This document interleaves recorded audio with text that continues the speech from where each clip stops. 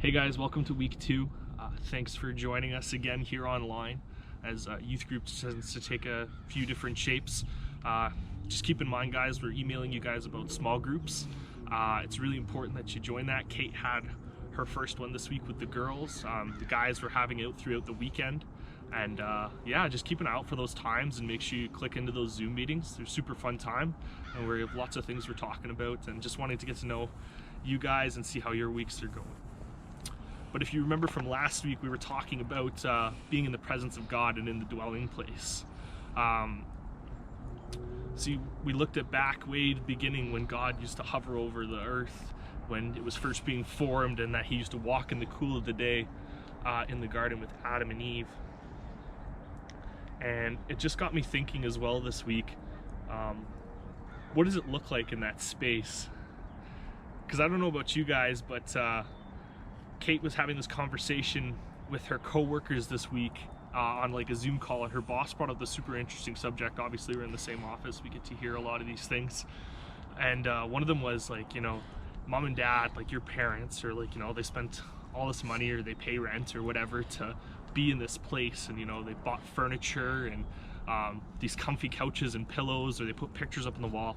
We make our house like such the space that it's so comfortable that we want to be in, but our first thought is like, when can we get out of it? I'm sure some of you are feeling like that right now, or like, when can I get out of the house, when I can see my friends? Kate and I are taking a nice walk this morning. She gets to be my cameraman today, and or girl, and we get to try to take time and just try to get our exercise in and get our fresh air in when we can, even on these cold, brisk days, just to make sure we get out of the house a little bit. But this made me think of the story in the Bible of back in the day. This is after the garden now, and we're looking at this guy Moses. Now, have you ever seen the Prince of Egypt, or like you've heard this story in Sunday school, or if you haven't, it can be found in the book of Exodus, and it's just the story of Moses and how he led these people, these Israelites, out of being slaves in Egypt. So Moses, before all of the time he spent in the desert, he was very uncomfortable. I don't know about you guys, but when you get back from camp or from a sleepover at your friend's house, one of the best feelings is that time you get to have that first shower or that first bath, and that first time you take that nap in your bed, or that first sleep. You know, it's your pillow, it's your sheets, it's your room, it's your mattress. You know that sense of comfort, right? And Moses was this guy that was put in a lot of uncomfortable situations countless times, as you see from his life, even when he was born in a place of riches and in the palace, to now being out in the wilderness in tents and smelly, eating bugs and manna and like all this kinds of stuff. It's a really cool story. I encourage you to read it. But I just wanted to focus on this one part. While Moses was attending a flock of sheep for his father in the wilderness, a burning bush appeared to him, and the angel of the Lord appeared to him. This is in Exodus chapter 3 verse 2. It says, the angel of the Lord appeared to him in flames and fire in the midst of the bush. He looked, and behold, the bush was burning, but yet it was not consumed. And Moses said, I will turn aside to see this great sight, why the bush is not burned. When the Lord saw that he had turned aside and see that God had called to him out of the bush, he said, Moses, Moses, here I am.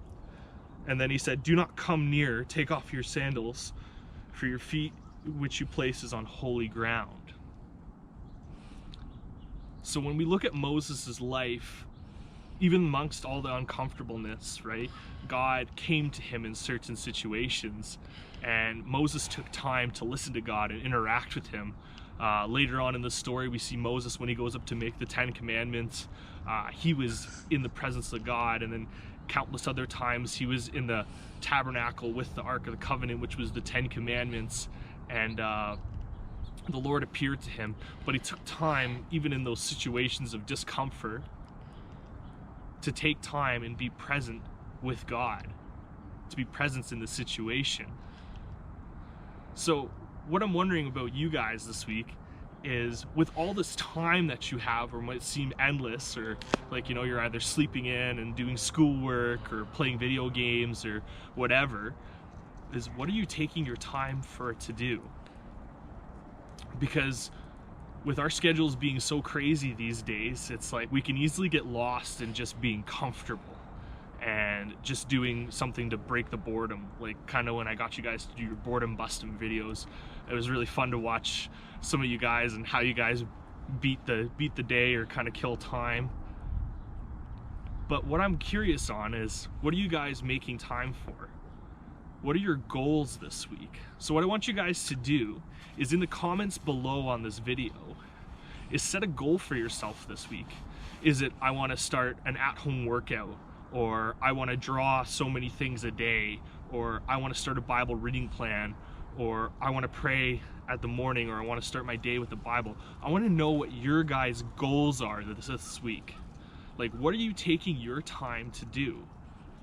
See, Moses, even though he was in these big, uncomfortable situations a lot of the time, is throughout the week he was still making sure he took the time to stay present in God's presence.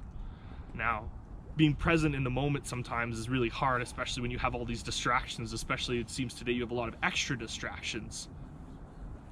So I want you guys, like I said, in the comments below, write down like one goal this week, whether it be, like I said, your drawings, your Bible reading plan, whatever, and just making sure that we take time to be present in this ever so unpresent land or time and situation. So be praying for you guys this week. Keep an eye out for our small group chats and our emails, and we'll be touching base this week, and you guys can tune in next week when we talk about this a little more. Have a good week, guys.